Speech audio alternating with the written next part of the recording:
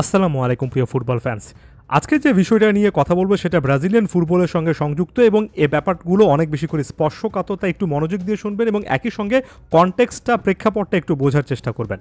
Brazil যখন Copa আমেরিকার প্রস্তুতিটা অনেকটুকু সেরে ফেলার চেষ্টা করছে এবং আস্তে আস্তে স্কোয়াডটাকে নিয়ে কাজ করার চিন্তা ভাবনা করছে, তখনই কিন্তু লুকাস পাকেতাকে কেন্দ্র করে আরও একবার ওই টপিকটা চলে আসলো, যেটা লুকাস পাকেতা রীতিমতো দুঃস্বপ্নের মতো দেখছেন তার ক্যারিয়ারে এবং কোনোভাবে এই জিনিসটা পিছু ছাড়ছে না।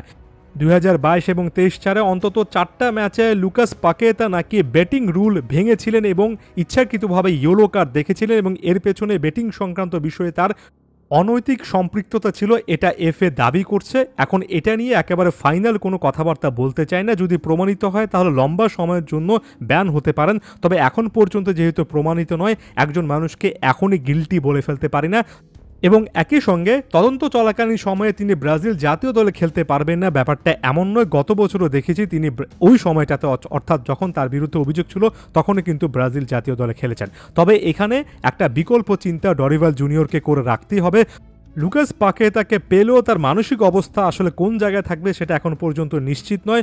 ধরুন লুকাস পাকেতা ব্রাজিল জাতীয় দলে ওই সার্ভিসটুকু দিতে পারছেন না, তাহলে মিডফিল্ডে কিন্তু একটা বড় রকমের সমস্যা হবে।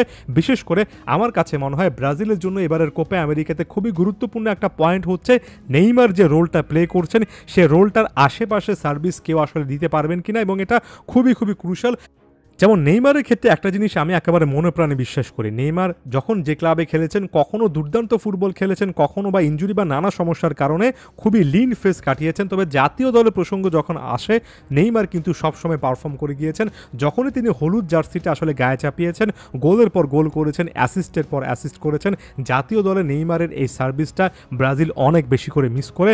নেইমার যদি সত্যিকার অর্থে ফিট থাকতেন তাহলে ব্রাজিলের এই দলটাকে যথেষ্ট অন্যরকম লাগে। হ্যাঁ, এই নেইমারকে সহই কিন্তু ব্রাজিল 2021 সালের কোপা আমেরিকার ফাইনালটা হেরেছিল, তবে শুধুমাত্র একটা গোলের ওই ফ্রেন্সটাকে যারা অনেক বড় আকারে দেখছেন তারা হয়তোবা পুরো টুর্নামেন্টটা ফলো করেননি। নেইমার না থাকলে ব্রাজিলের ক্রিয়েটিভিটির জায়গাটা অনেকটুকু কমে যায় এবং লুকাস পাকেতা যেহেতু এই টাইপের অ্যালিগেশন নিয়ে আরও একটা টুর্নামেন্ট হয়তোবা খেলতে যাচ্ছেন, এখানে ডরিভাল জুনিয়র যে জিনিসটা বিকল্পভাবে ভাবতে পারেন সেটা হচ্ছে ফাইনাল থার্ডের এমন একজন প্লেয়ারকে খুঁজে বের করা যিনি কিনা লুকাস পাকেতা না থাকলে কিংবা অফ ফর্মে থাকলে কিংবা কোনো রকমের সমস্যা যদি দল হয় অন্য কোনো প্লেয়ারের ক্ষেত্রে তিনি নেইমারের এই সার্ভিসটুকুর কাছাকাছি কিছু করতে পারবেন, অনেকটুকু একটু ড্রপ ডাউন করে একজন অ্যাটাকিং মিডফিল্ডার হিসেবে খেলে বা নাম্বার 10 প্লে মেকার হিসেবে খেলে ব্রাজিলের ফাইনাল থার্ডটাকে অনেক বেশি করে গতিশীল করতে পারবেন।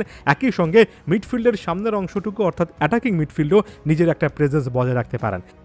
এমন একটা প্রোফাইল কিন্তু ডরিভাল জুনিয়রের কাছে আছে এবং এই প্লেয়ারটা এর আগে ব্রাজিলের জার্সিতে কিন্তু নাম্বার 10 হিসেবে খেলেছিল না বটে। বলছিলাম রদ্রিগোর কথা, এমনকি নেইমারও বিশ্বকাপের ওই কাছাকাছি টাইমটাতে বলেছিলেন তিনি জাতীয় দলে আর না খেললে ভবিষ্যৎ নাম্বার 10 হিসেবে রদ্রিগো খুবই ভালো একটা প্রোফাইল হতে পারেন। সো এখানে রদ্রিগোকে ভিনিসিয়াস জুনিয়রের একটু পেছনে খেলিয়ে নাম্বার 10 হিসেবে খেলানো যায় কিনা সেটা কিন্তু ডরিভাল জুনিয়র চিন্তাভাবনা করতে পারেন। কাজটা তিনি করতে পারেন ফাইনাল থার্ডে নাম্বার 9 হিসেবে এনরিককে ইউজ করার পাশাপাশি একটা ফ্ল্যাঙ্কে ভিনিসিয়াস জুনিয়র এবং তার সঙ্গে নাম্বার 10 হিসেবে রদ্রিগো, ভালো টাইপের কিন্তু একটা বন্ডিং তৈরি হতে পারে। এবং রদ্রিগোর পক্ষে একটু বেশি করে কথা বলছি কারণ ভিনিসিয়াসের খেলাটা তিনি খুব ভালো করে বোঝেন এবং ক্লাব ফুটবলে অর্থাৎ রিয়াল মাদ্রিদে দুজন একসঙ্গে অনেকবারই কিন্তু লিঙ্ক আপ করেছেন। রদ্রিগোর ওই অ্যাবিলিটি আছে পিচের সেন্টার ভাগটাতে যথেষ্ট পরিমাণ ভালো পারফরমেন্স দেওয়ার। যেহেতু নেইমার নেই, যেহেতু লুকাস পাকেতাকে ঘিরে একটা অস্বস্তিকর অবস্থা তৈরি হয়েছে, এখানে রদ্রিগোর গুরুত্ব আমার চোখে আরও অনেকটুকু বেড়ে গেল।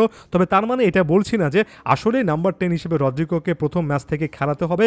আমার কাছে মনে হয় ডরিভাল জুনিয়র একটা সিদ্ধান্ত হয়তোবা এটাকে কেন্দ্র করে নেবেন এবং এই জিনিসগুলো অনেক বেশি করে নির্ভর করে কোচের উপর। এবং আমি প্রায় সময় বলি যে ফুটবলে কোচের ভূমিকাটাই সর্বোচ্চ পরিমাণে এফেক্টিভ হয়। একজন প্লেয়ারকে নতুন একটা রোল দিতে গেলে কোচকে অনেক কাজ করতে হয়, পুরো টিম নিয়ে কাজ করতে হয়।